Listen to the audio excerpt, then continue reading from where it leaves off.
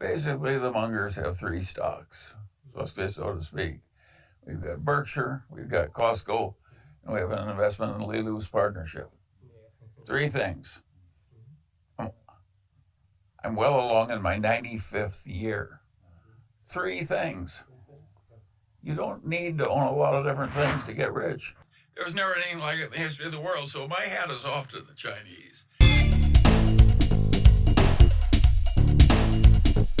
Hello everyone, how's it going? In this video, we're going to go over three things. Number one, how Charlie Munger recently almost doubled his position in Alibaba. Number two, we'll cover an interesting story regarding Charlie Munger just to understand his investing philosophy and why it matters. Number three, I'll leave you with a video clip where Charlie Munger was asked about Alibaba, about China, and what he thought about the future of them. So let's get started. This is Data Roma, and it shows how 13F filings from Charlie Munger were recently released, that is yesterday.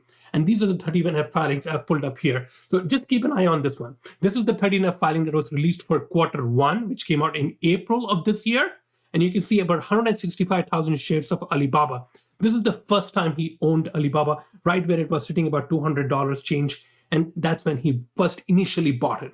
And these are the 13F filings that were released for Q3, which came out yesterday, and he owns about 300,000 shares. Just keep an eye on this number. You can see the amount almost doubling up right there, and all the other shares are right there. And there are not many companies that he owns, only 5 companies, so a very less diversified portfolio. Now, let's go into the interesting aspect. Now, this is a story back from 2001, 2002, where he invested in this company. But the investment is not very important, but the pathway of how he went and decided this company is very interesting. Let me show you this. Let me read this paragraph. And this is one of the transcripts from the article from the video interview that he had. And this was in 2017. So let's read this out. Yes, I read Barron's for 50 years. In 50 years, I found one investment opportunity in Barron's, out of which I made about 80 million with almost no risk. I took the 80 million and gave it to Lilu, who turned it into $400 to $500 million. So I've made 400 to 500 million out of reading Barron's for 50 years and following one idea. Now, that doesn't help you very much, does it? I'm sorry, but that's the way it really happened. If you can't do it, I don't have any lot of ideas. I didn't find them easily, but I did pounce on one of them. So let me go over the story a little bit in more detail. So this was back in 2001, right there during the dot-com bubble. The dot-com bubble happened in 2000, and then 2001, the 9/11 happened. And right there, because of the recession and everything, all these companies were going down, but Tenneco especially was going down much, much faster because this was in the automotive sector, and the companies like AutoZone, Auto Parts had come up, and these traditional automotive companies were going almost broke. So people thought this company was almost going down to the rubbish. So it was trading at about $1. So imagine it was sitting at about $60. It fell to $1. And that is when Charlie Munger invested into this company. It's because people were not, the company was not having huge sales because recession was going on and people were not buying vehicles. And hence, this company was into parts like shock absorbers, and people didn't need too many shock absorbers. Hence, Tenneco stock was beaten down very badly. So right in 2001, he made that investment. Now, looking at hindsight, you can see that, oh, it's a very interesting play. But imagine being in that situation with that pressure where everything is falling, people are going away from it, leaving it for the rubbish.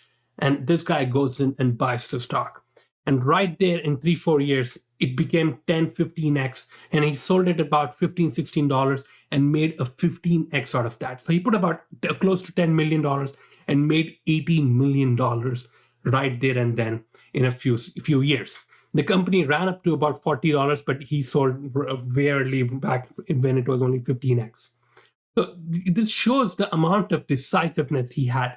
He read the Barron's for 50 years. Barron's comes out with a list every week on Mondays, and they give about 5 to 10 stock tips. So reading 5 to 10 stock tips for 50 years between 1950 to 2001, you can imagine, even if you count 5 tips, you're talking about 25,000 stock tips, going over it every week and not acting upon any one of them. but when he found something, he just bounced and made his buck. So that's the level of decisiveness. And I'm going to play this video for you showing how he talks about diversification, where people should not be diversified and having a very concentrated portfolio, and how he makes that decision. If he's making a decision, he's making with utmost conviction, utmost decisiveness. And that's where his investment mix speaks a lot. But again, these are all biased topics. I'm myself an investment in this. So my topic, my words could be biased. Do your own research before you do anything with this company. But these are interesting points and just wanted to share with you. So let me play this video real quick.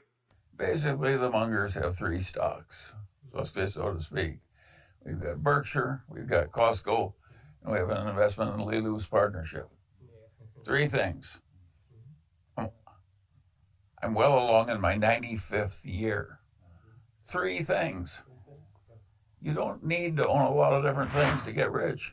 So you can see how they're owning just three companies. That's all the three investments that he has. Now, let me play this video showing what Charlie Munger replied when he was asked about China, when he was asked about his recent investment in Alibaba, and what he thought about the future of China and all those business companies. This question's for Charlie.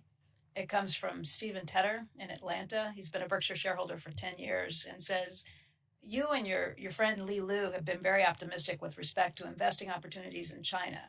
BYD has performed spectacularly for Berkshire since its initial purchase in 2008. It is currently valued at $5.8 billion.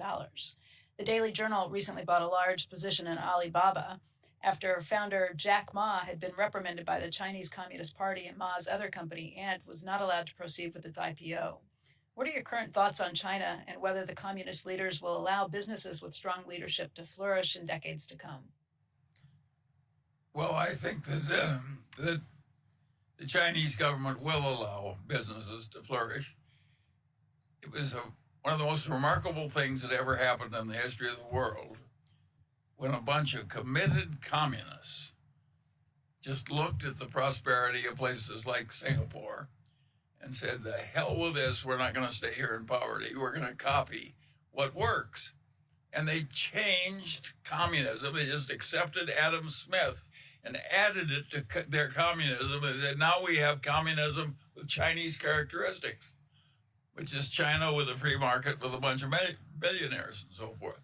And they made that shift. They deserve a lot of credit. Warren and I are not quite as good at that as changing our minds in many cases. Yeah. And that was a remarkable change coming from such a place. And of course, it's worked like gangbusters. It had this enormous growth in the average income of the average Chinese. They've lifted 800 million people out of poverty fast. And there was never anything like it in the history of the world. So my hat is off to the Chinese. And I think they will continue to allow people to make money. They've learned it works. The Chinese, I love what the guy said in the first place. I don't care whether the cat is black and white as long as it catches mice. That's my kind of talk. In that list of the 20 most valuable companies, just 3 are Chinese. Now, if you're looking out 30 years, how many do you think will be Chinese? My guess is more. But I don't think they'll top the United States. But who knows?